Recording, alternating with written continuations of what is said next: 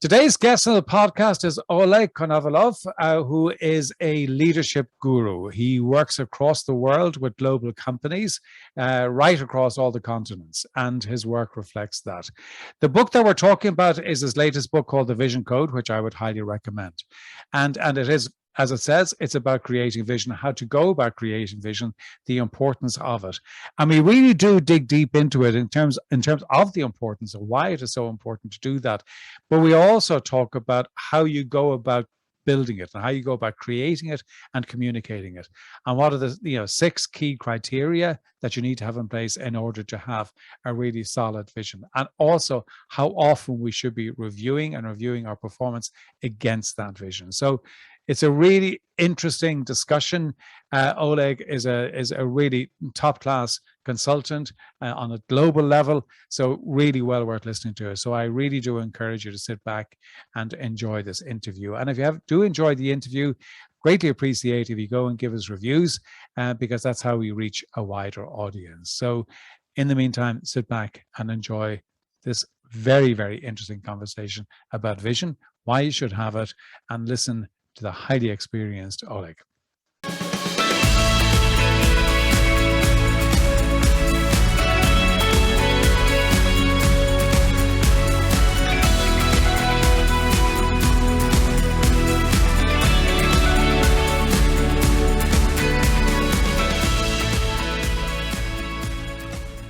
Oleg, thank you so much indeed for joining us here today. I tell you what, I finished your book, The Vision Code, which I thoroughly enjoyed. And I was showing you before that if you actually look through it, the amount of highlighted pages and everything else that I have in there. So there was so much content in it. I just thought it was great. I highly recommend it to any leaders, but it's a great pleasure to have you here. Sean, thank you very much. And it seems to me you wrote more in that book than I have wrote. Well, I tell you what, there's got some great snippets in there. Just getting into it. I mean, one of the things, you and I both work with companies. Clearly having written the book Vision is something that you're a real expert in. Why do you think that individuals and companies find working on vision so challenging? The first thing, you see, we all have ego, which is normal human stuff, but it's a matter to what extent we control ego. Because what happens, we are strongly connected to our past. And our past is ego. I have done this, I'm already successful, or no, I have tried it, it doesn't work. It's all about ego. But if we start on a position where we are now, we're still past dependent. No, it can't be so. We need a lot of humility to accept that something is not as good as we expect, or we could improve much more. And here we still need to control our ego and exercise our humility, because actually our pride is in the future. Because we could do much more in the future if we would leave our past behind and we will concentrate on creating something great. Mm-hmm.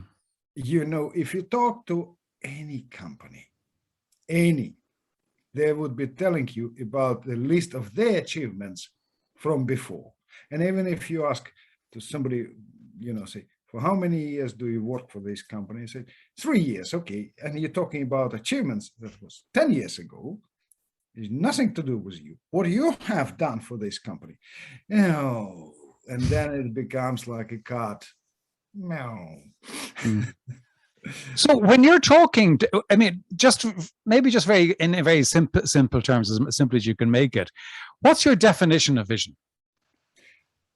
Vision is a multidimensional space in the future, which is absolutely pragmatic and functional, but from where we draw a value for all people around us. Mm-hmm.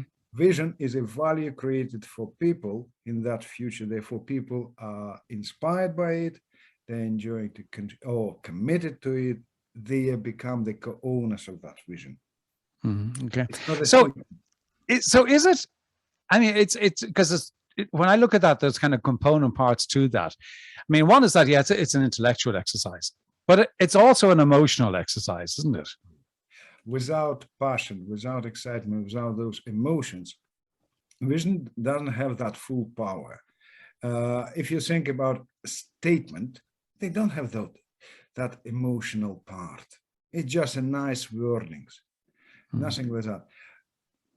Vision stands on those passions and emotions of all who contribute to it. We're all multipliers of a great vision. Without it, no chance. And do you separate vision and mission?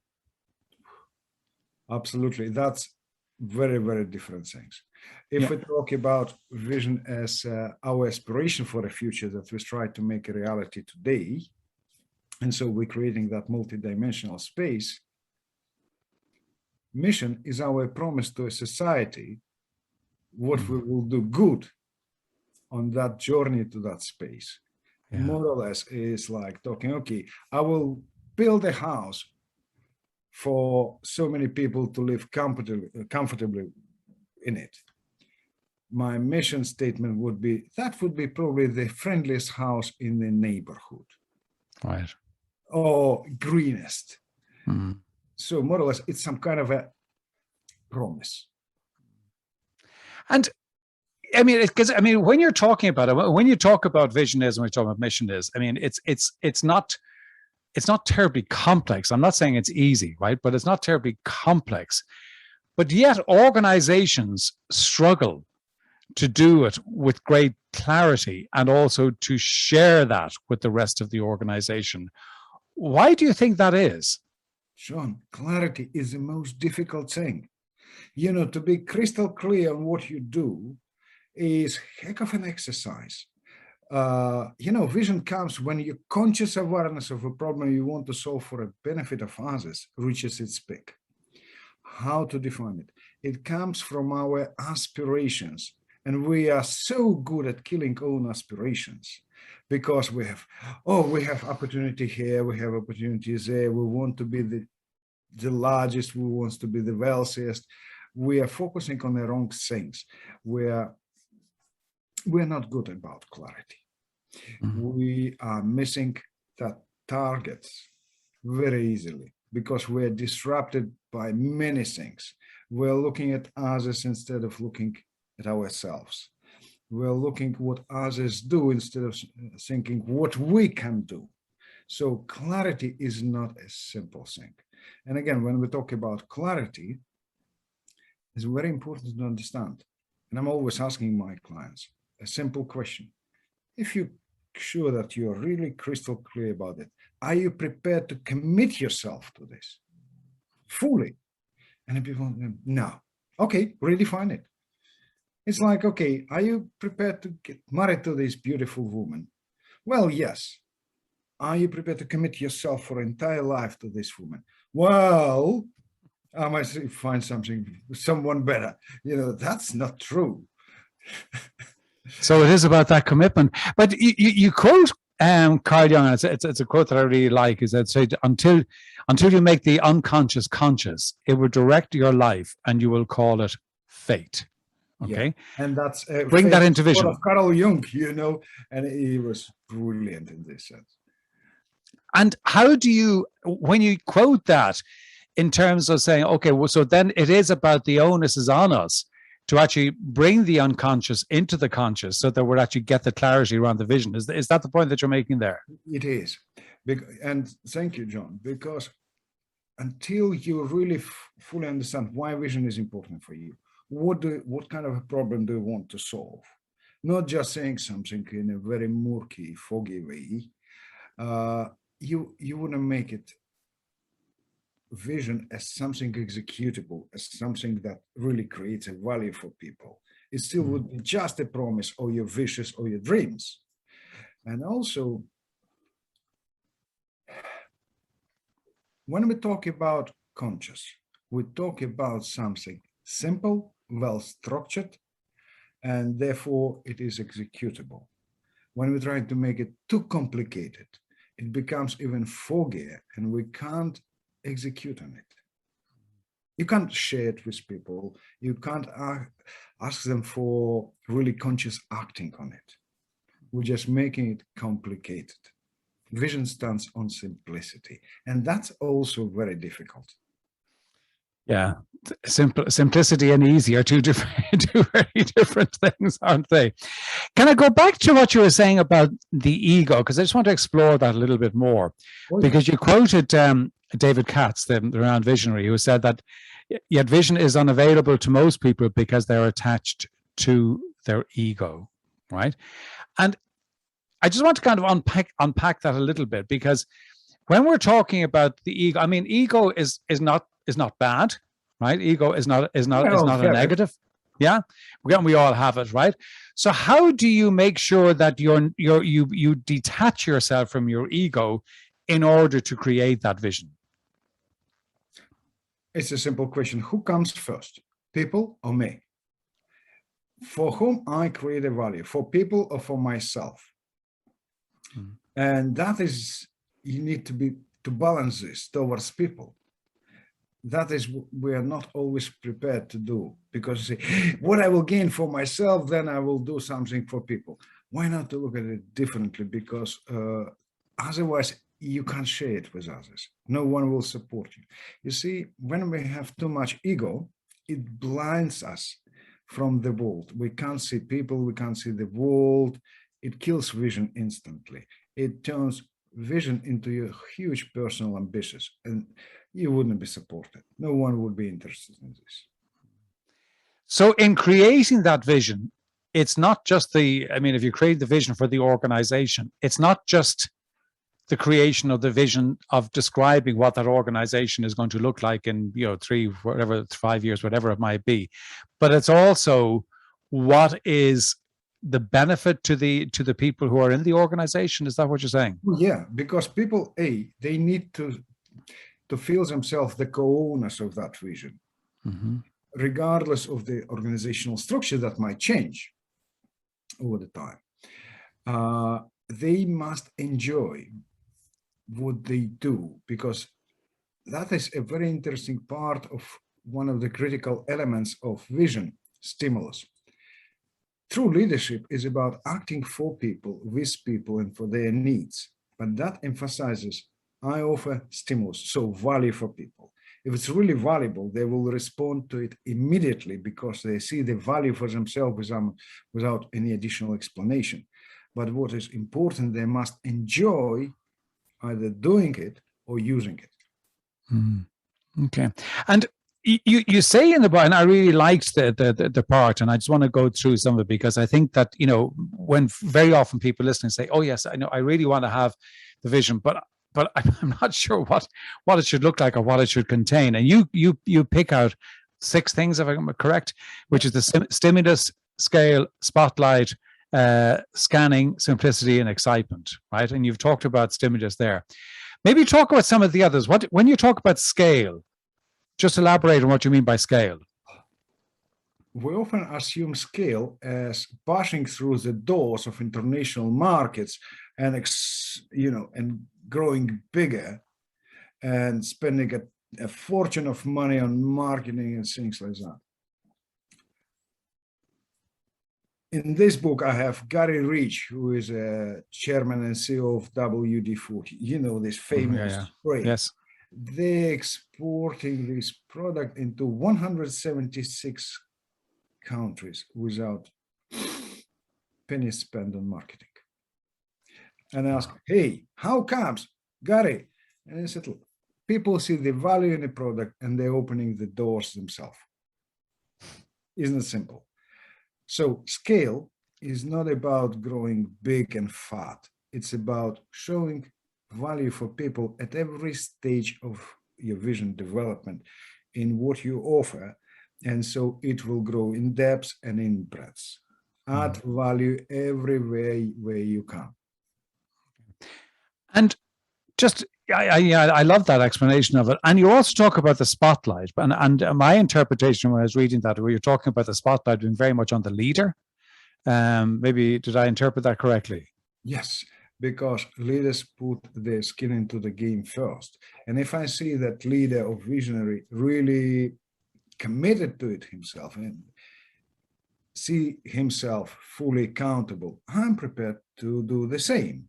If not, if leaders trying to pass their responsibility on others, why people should be positive about it? This is not fair. Yeah. So it's about when we have vision, we're impacting people's lives in a great way, and therefore, who is responsible for this? It begs the question, if that being true, and I would agree with you, why why leaders spend, and as a generalization, I accept as generalization, so little time talking about vision to their people.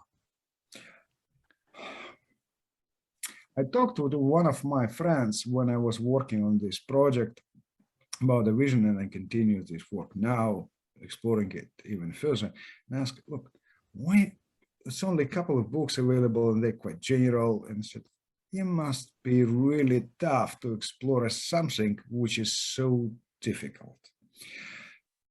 People prefer to talk about things that they can easily manipulate. But when we talk about vision, because vision is greater than you or me or any organization, it's not easy manipulatable. Mm-hmm. In fact, you create a vision, but you're making it a collective property, and you can't manipulate a collective property. You can't cheat on it. Yeah, that's interesting. But I always find it interesting to have the conversation about vision. And in many organizations where when you're talking to them, you say, okay, well, what is the vision? You get kind of a vague answer or a kind of a woolly answer, right? And it always begs the question, because at the end of the day, vision is the context for everything else that we are doing, and helps us to actually make, to say, if we're going to invest $1 million here or $1 million there, well, it's what gets us closer to the vision. So it becomes the context for everything we do, but yet we don't talk about it. What I have found, less than 0.1% of modern leaders have vision. The rest are talking about bottom lines, personal ambitions, different reports, or what we will do, some kind of goals or statements. But bear in mind that vision will define how would you think and act.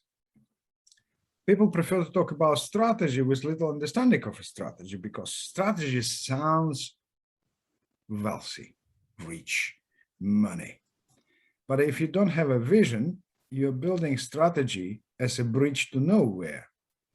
You can't connect the present and the future with that strategy, because you don't know what kind of the endpoint you're going to be. You don't know this. If we look at from a point of view of people working in an organization, corporate culture is a productive interaction wrapped into a shared vision. We don't have it, and we're still promising people, you will be better. No, I need to know where we are selling to. I need to know that port of destination and how I will become better as a professional or personality over that journey.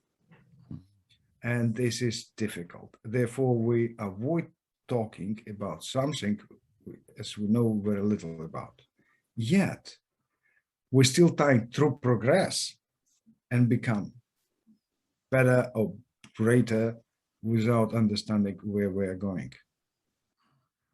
If you talk about to startups, you're explaining them, hey, with a vision, your capitalization would be 15, 30 times greater.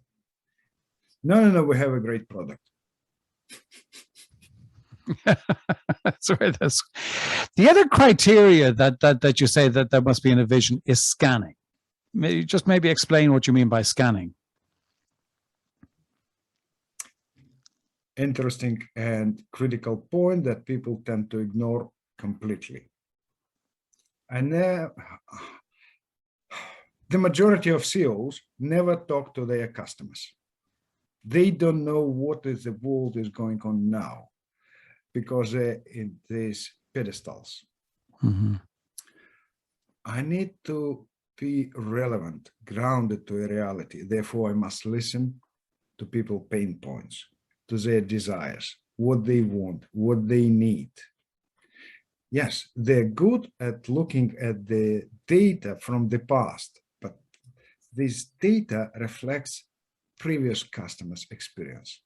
You must listen and talk to people to understand where their desires are or what they're all about. I must be grounded to that reality. I must scan it for pain points, for areas of improvement, what needs change, what needs adjusting. Otherwise, I'm just like building something in the air, non-relevant. So that's a critical part of that. The other thing that I was, you know, when I read it, and I have to say, I kind of read the sentence the second time to make sure that I got it right. But you say that vision must be revised on a monthly basis, right? And I was just curious as to why. I mean, you explained very well why, but I'm just curious why you actually came to that conclusion and why you think it should be that frequent. It came as a result of practical testings. You see, everything that I put on a paper as in terms of books, trust me, it's been tested in different fields or, you know, real practice. In general, you need to revise it maybe annually or once in a couple of years. I know for like junior achievement there, it's a huge charity. They're revising it once in 3 years' time. Yet, you must revise your vision of what you do as often as possible, not to lose an alignment between execution and a vision. Because here comes a very difficult situation. Many companies losing their alignment. And as soon as we know redefining or say, okay, our vision is all about where we are. Are we on track or we are just somewhere lost? Therefore, when we're revising, we are shaping, we're refreshing, we are making it more valuable. So it's if I play that back to what I'm hearing is that yes, okay, the reason to do it is not so much that you maybe need to change your vision every month, but you actually just need to make sure that your business is aligned to your vision and you're keeping the conversation about the vision very much front and center of the organization. That's the reason. Also, very important point is vision gives you much higher pace of progressing forward. And when you're at such high pace, you still need to check what you do as you're progressing very well, not to overrun that vision. Yeah, because it's also easy to kind of get slight drift, isn't it? I mean, and a little bit of drift, but over a period of time, that actually begins to get exaggerated, and then suddenly you find yourself on a path to where you didn't intend going. Again, if we talk even organization of 100 people or 1,000 people working for such an organization, you must maintain all the time focus and avail of all people working for organization to stay focused on that vision. Therefore, it's best to remind people what our vision is all about. Yeah, absolutely. Oleg, I love the book. I must say, I really, really love the book. And you can clearly see that from the way I've marked it and also the questions that I've been asking, because I just found it. And we could easily do another interview on this topic because it's a huge one. And it's also, you know, it's so critical because it's a really important piece. So, I mean, I highly recommend it. I think it's a book that people should go and get.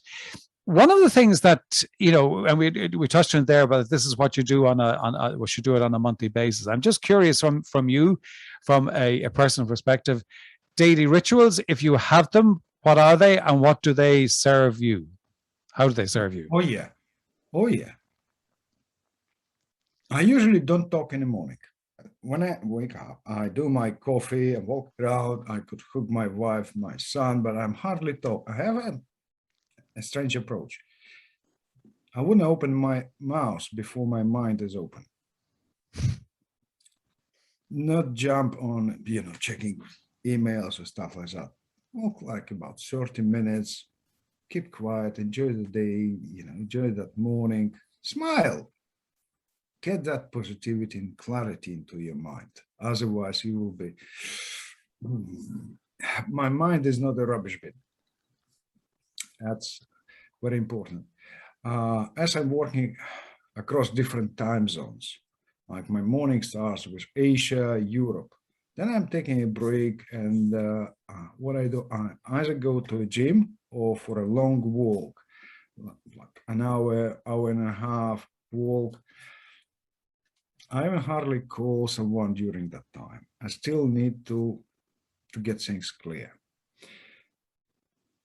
I create value through thinking. Therefore, I need to keep my mind and my body strong and pure enough to create those solutions. And that's important. Excellent. I love that. Love that. I really do love that. Oleg, it's been a real pleasure to have you here. Where can people reach you, and where can they get your book? I know you can get it on Amazon because that's where I got it, but where else can they get it? Oh. How can they get in touch with you? They could go on to my website, olegkonovalov.com, and it has a contact form, it has my email address. They could connect me on LinkedIn, and I'm happy to respond to messages. And I really enjoyed talking with different people. Actually, I got recently a message from someone from Malaysia because he bought the book off the shelves in Malaysia shops. So the book is available in different bookstores, different countries. Well, it's fantastic. Continued success with the book and also any future writing and doing. But Oleg, thank you so much indeed for joining us today. John, my pleasure. Thank you very much. Thank you.